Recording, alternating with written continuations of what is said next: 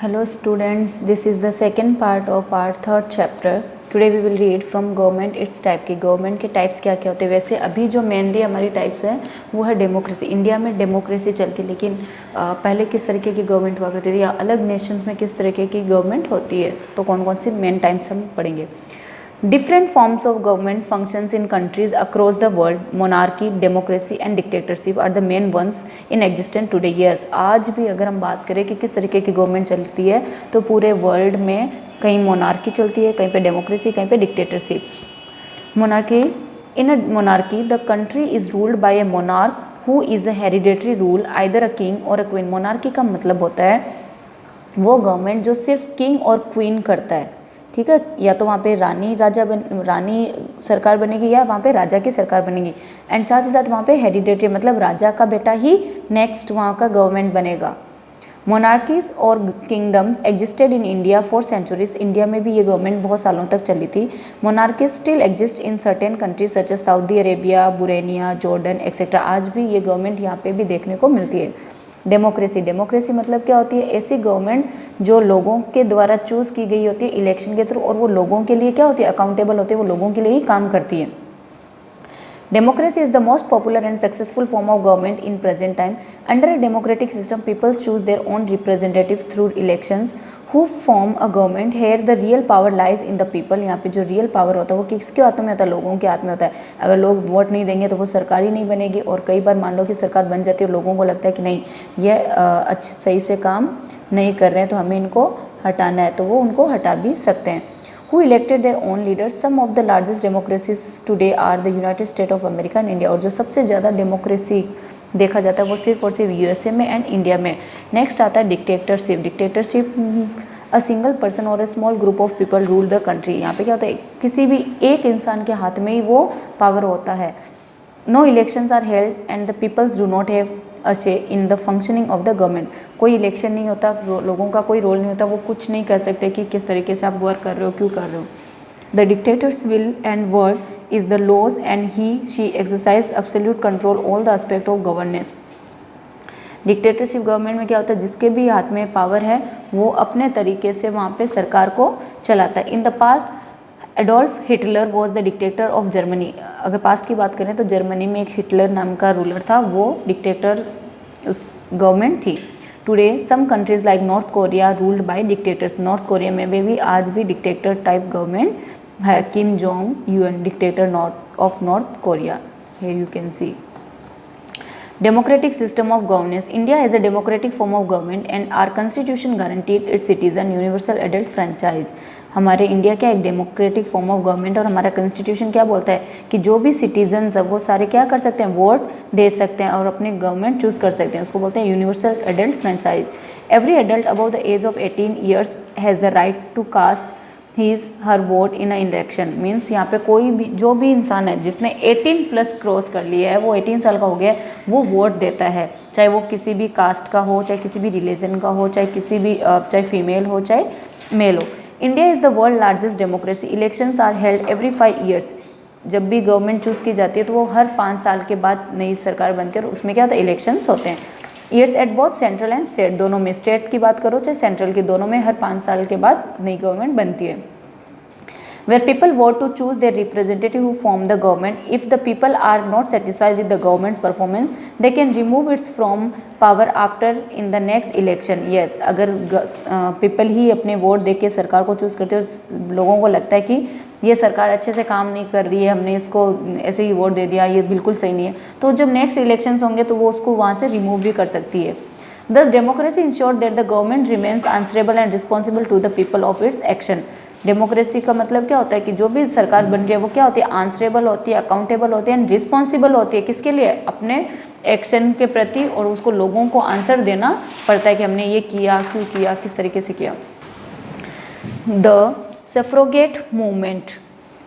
सफ्रेज means the right to vote in an election. Suffrage का मतलब क्या होता है, इलेक्शन में वोट देने का हक। Today suffrage is the right taken for guaranteed, but this was not always so. For a long time women were not allowed to vote. Yes, आज अगर जब भी इलेक्शंस होते हैं तो बहुत सारे लोग ऐसे हैं वो वोट देने के लिए जाते ही नहीं, वो इसको टेकन फॉर ग्रांटेड लेते हैं कि क्या है, वोट ही तो है, नहीं देंगे तो क्या हो जाएगा, हम क्यों जाएं, हमारा टाइम वेस्ट होगा। लेकिन पहले के टाइम ये इतना इजी नहीं था, हर किसी को भी चांस नहीं मिलता था वोट देने का। वो लोग भी क्या होते थे, वो सोचते थे कि काश हमें भी हक होता कि हम भी हमारी सरकार चूज कर पाते हैं। तो पहले वुमेन्स को बिल्कुल भी अलाउड नहीं था। It was thought that womens were not capable for taking decision. वो क्या सोचते थे कि वुमेन्स कैपेबल ही नहीं है किसी डिसीजन को लेने के लिए। Women's were suppose to stay at home and take care of family. Man claim that women who took parts in politics would become unfeminine and destroy the peace of the house by arguing. These were stereotypes which used to oppress women for a long time. वो उनका जो mentality थी पहले के लोगों की वो बहुत ज़्यादा नैरो माइंडेड थे, वो वुमेन्स को कभी आगे आने ही नहीं देते थे। The suffragette movement was the name given to the struggle taken by a woman demanding the right to vote. It gets its name from the word suffrage, which means to vote. This movement was started in 1848 in the USA. USA में ये movement start की गई थी 1848 में, and जिस suffrage का मतलब होता है वोट देना। The fight for suffrage for women soon spread to several countries, to Europe, America and Australia. In 1902 Australia and 1920 the USA allowed women to vote for the first time. First time women's को भी vote देने के लिए allow किया था 1902 में Australia ने किया था, and 1920 में USA ने किया था। In Britain, where the movement gathered strength toward the end of the 19th century, educated women over the age of 30 were allowed to vote in 1918. In India, universal adult franchise was adopted at the time of independence, so women have had to right to vote from the first general election in 1952. All citizens over the age of 18 can vote. The anti-apartheid movement.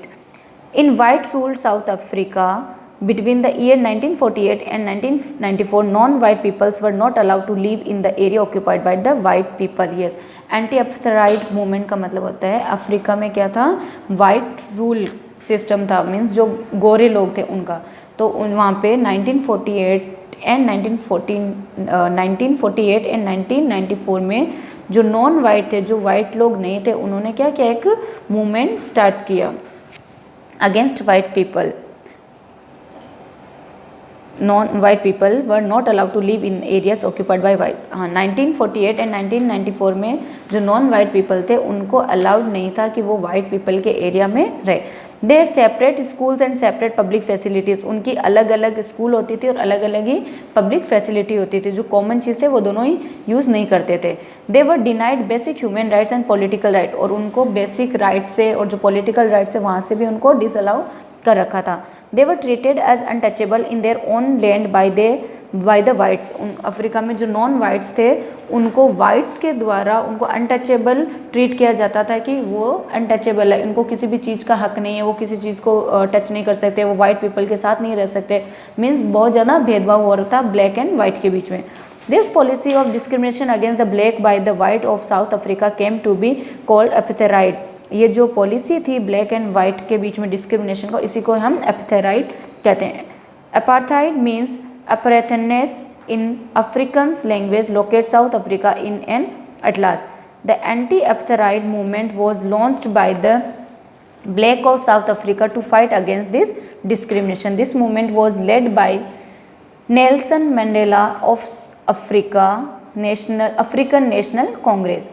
Mandela was sent to prison for 27 years by South African government for leading the anti-apartheid movement. The blacks finally got their freedom and the right from their own government in 1994. Yes, एक इंसान था Nelson Mandela, उसने ये movement start की थी और last में इसको कुछ सालों के लिए जेल में भी भेजते हैं, लेकिन फाइनली इनको फ्रीडम मिल जाता है, इनको अपना सक्सेस मिल जाता है। The blacks of South Africa voted freely for the first time in election 1994। 1994 में फर्स्ट जो इलेक्शन होता है वहाँ पे ये फ्रीली पार्टिसिपेट करते हैं। The election was won by Nelson Mandela. और जो इलेक्शन भी जीतता है वो कौन, जो ये फर्स्ट पर्सन था जिसने इस मूवमेंट को लीड किया था, वो जीत जाता है। He formed the first mixed race government of South Africa where the black and the whites had equal rights under the law. These two movements, the suffragette movement and the anti-apartheid movement, were important events which helped in spreading the principles of universal adult franchise and upholding the principle of democracy.